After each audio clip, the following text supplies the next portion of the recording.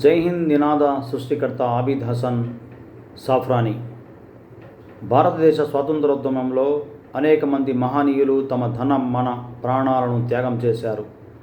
ఆంగ్లేయుల కబంధ హస్తాల నుండి దేశాన్ని రక్షించడానికి అలుపెరగని పోరు సలిపారు. వారి దాష్టికాలను ఎదిరించి గుండెల్లో రైళ్లు పరిగెత్తించారు. వారి కుయుక్తులను పసిగట్టే ఎత్తుకు పై ఎత్తులు వేస్తూ అసాధారణ ధైర్య సాహసాలతో ముప్పుతిప్పలు పెట్టి 3 చెరువుల నీళ్లు తాగించారు. ఈనాడు మనం ఇంత నిశ్చితంగా స్వేచ్ఛా వాయువులు పీలుస్తున్నామంటే దీని వెనుక అనేక మంది త్యాగధనుల కృషి, ప్రయత్నం, త్యాగం, అమరత్వం ఉన్నాయి. స్వాతంత్ర సముపార్జనకు ఎవరి పంథాలో వారు అవిరళ కృషి సలిపారు. గాంధీజీ లాంటి వారు అహింసతోనే స్వాతంత్రాన్ని సాధించాలని భావిస్తే, సుభాష్ చంద్రబోస్ వంటి వారు అహింసా మార్గాన్ని అనే భాష ఆంగ్లేయులకు అర్థం కాదని, సాయుధ పోరాటమే శరణ్యమని నమ్మారు. లక్ష్య సాధన కోసం ఆల్ ఇండియా ఫార్వర్డ్ బ్లాక్ అనే రాజకీయ పార్టీని, ఆజాద్ హింద్ ఫౌజ్ అనే విప్లవ సైనిక సంస్థను స్థాపించి ఆంగ్లేయులపై యుద్ధం ప్రకటించారు. ఆంగ్ల పాలకులను దేశం నుండి తరిమి కొట్టడానికి సాగిన సుదీర్ఘ స్వాతంత్ర పోరాట చరిత్రలో ఆజాద్ హింద్ ఫౌజ్ సాగించిన సాయుధ పోరాట అజరామరం. ఇందులో బోసు సహచరులైన ముస్లిం సమరయోధులు ప్రధాన పాత్ర పోషించారు. అందులో ఆబిద్ హసన్ సఫ్రానీ ముఖ్యులు. ఈయన మన తెలంగాణ ముద్దుబిడ్డ, హైదరాబాదు వాసి, IFS అధికారి. డెన్మార్క్, ఈజిప్ట్ సహా పలు దేశాల్లో భారత రాయబారిగా పనిచేశారు. బహుభాషా కోవిదుడు. ఉర్దూ, పర్షియన్ భాషల్లో అద్భుతమైన కవిత్వం రాసిన పండితాగ్రేసరుడు. సుబ్ చైన్ సృష్టికర్త. సెయింట్ జార్జ్ గ్రామర్ స్కూల్లో చదువుకున్నారు. ఈయన తల్లి ఫఖ్రుల్ హాజియా బేగం హైదరాబాదులో ఆంక్షలు ఉన్నప్పటికీ స్వాతంత్ర సమరంలో పాల్గొన్న ధీర వనిత, గొప్ప దేశభక్తురాలు. సరోజిని నాయుడు స్నేహితురాలు. ఆబిద్ హసన్ ఉన్నత విద్య కోసం విదేశాలకు వెళ్ళాడు. కానీ తల్లి ఫఖ్రుల్ హాజియా బ్రిటిష్ వ్యతిరేకత ఆయనపై గట్టి ప్రభావం చూపింది. శాసనోల్లంఘన ఉద్యమంలో పాల్గొన్నాడు. చదువు ఆగిపోయింది. తర్వాత ఇంజనీరింగ్ విద్య కోసం జర్మనీ వెళ్ళాడు.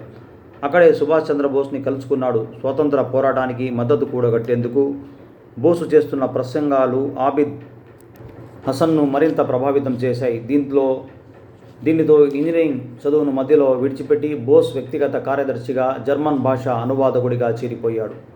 బోస్ పునర్వ్యవస్థీకరించిన ఇండియన్ నేషనల్ ఆర్మీలో ఆబిద్ మేజర్గా పనిచేశారు. భారత జాతీయ సైన్యం ఏర్పడినప్పటి నుంచి సుభాష్ చంద్రబోస్ భారత జాతీయ ప్రభుత్వాన్ని ఏర్పాటు చేసి భారత జాతీయ సైన్యాన్ని పునర్వ్యవస్థీకరించి చలో ఢిల్లీ నినాదంతో భారతీయ యోధులను నడిపించడం, ఆ తరువాత భారత జాతీయ సైన్యంపై ఆంగ్ల ప్రభుత్వం సైనిక విచారణ జరపడం లాంటి సంఘటనల్లో నిర్వహణ పరంగా ఏర్పడిన అన్ని విభాగాల్లో ముస్లిం పోరాట యోధులు అద్వితీయమైన పాత్రను పోషించారు.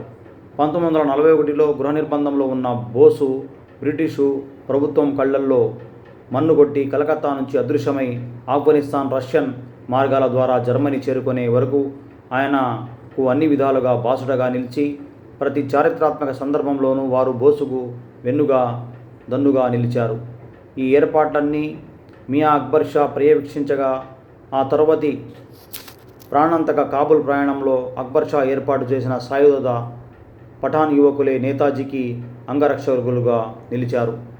ఆఫ్ఘనిస్తాన్ మీదుగా పఠాన్ వేషంలో నేతాజీ ప్రయాణం సాగించాల్సిన వచ్చినప్పుడు ఆంగ్ల గూఢచారులు వారి తొత్తులు ఏమాత్రం గుర్తుపట్టకుండా ఆబాద్ ఖాన్ నేతాజీకి ఆఫ్ఘనీ పఠాన్ల వ్యవహార సరళి, ఆచార సాంప్రదాయాలలో వారం రోజుల పాటు తన ఇంట్లో రహస్యంగా ప్రత్యేక శిక్షణ ఇచ్చి పంపారు. 1941 మార్చి 27న నేతాజీ బెర్లిన్ చేరేంత వరకు అంతటి ప్రమాదకర పరిస్థితుల్లో ఆయన్ను కంటికి రెప్పలా కాపాడి విజయవంతంగా గమ్యాన్ని చేర్చడంలో సహాయపడ్డాడు. ఆ తర్వాత అత్యంత ప్రమాదకరమైన చారిత్రాత్మక జలంతర్గామి ప్రయాణంలో ఆబిద్ హసన్ సఫ్రానీ సుభాష్ చంద్రబోస్ వెన్నంటి ఉన్నారు. శత్రుపక్షాల నిఘా నీడలో 3 నెలల పాటు సముద్ర గర్భంలో 25,600 కిలోమీటర్లు సాగిన ఈ ప్రయాణంలో బోసుకు తోడుగా ఉండి భవిష్యత్ కార్యక్రమాల రూపకల్పనలో ఆయనకు తోడ్పాటు అందించారు ఆబిద్ హసన్. అసేతు హిమాచలం, ఆబాల గోపాలాన్ని ఉర్రూతలూగించిన జై హింద్ నినాద స్రష్ట ఆబిద్ హసన్ సఫ్రానీయే కావడం తెలంగాణ వాసులకు గర్వకారణం. చాలా కొద్ది సమయంలోనే ఈ జై హింద్ నినాదం స్వాతంత్ర సమర యోధుల అధికారిక నినాదంగా మారిపోయింది. ఇప్పటికీ రాజకీయ నాయకులు, దేశభక్తులు ప్రతి చోట తరచుగా ఈ నినాదాన్ని ఉపయోగిస్తూ ఉంటారు. అనుపమానమైన దేశభక్తికి తార్కాణంగా చేసే నినాదంగా నేటికి ప్రజల హృదయాల్లో బలంగా ముద్రించుకుపోయింది ఈ జై హింద్ నినాదం. జర్మనీ బ్రిటన్తో యుద్ధం చేస్తున్న సమయంలో ఇండియన్ నేషనల్ ఆర్మీలో భిన్న వర్గాలకు చెందిన ప్రజలు ఉండేవారు. అందులో కొంతమంది నమస్కారాన్ని సంబోధిస్తే మరికొంతమంది రామ్ రామ్ అంటూ ప్రకటించుకునేవారు. సత్ శ్రీ అకాల్, అస్సలాము అలైకుం అంటూ అభివాదం చేసుకునేవారు కూడా ఉండేవారు. సెక్యులర్ భావాలు కలిగిన బోస్కు ఇన్ని రకాల అభివాదాలు ఉండడం సబబుగా అనిపించలేదు. అందరికీ ఆమోదయోగ్యమైన ఓ అభివాదాన్ని, నినాదాన్ని రూపొందించాలని ఆయన తన సన్నిహితులకు చెప్పారు. ఆబిద్ హసన్ ముందుగా వేరే పదాన్ని ప్రతిపాదించారు, కానీ బోస్కు అది నచ్చలేదు. తర్వాత జై హిందుస్థాన్, జై హింద్ అని ప్రతిపాదించారు. ఆబిద్ జై హిందుస్థాన్ కాస్త పెద్దగా ఉండడం వల్ల జై హింద్కే బోసు జై కొట్టారు. ఈ నినాదం బోస్కు ఎంతగా నచ్చిందంటే వెంటనే ఆయన దాన్ని ఆమోదించి ప్రాచుర్యంలోకి తీసుకువచ్చారు. అప్పటి నుండి జై హింద్ అనే పదం దేశభక్తిని చాటుకునే ఒక మహత్తర నినాదంగా మారిపోయింది. జై హింద్ అంటే భారతదేశానికి జయం కలుగుగాక అని అర్థం. అనధికారికంగా సభలు, సమావేశాలు, కార్యక్రమాలు, ప్రసంగాలు ఏవైనా సరే ముగింపులో మనకు వినిపించే ఏకైక చిట్టచివరి పదం ఇదే.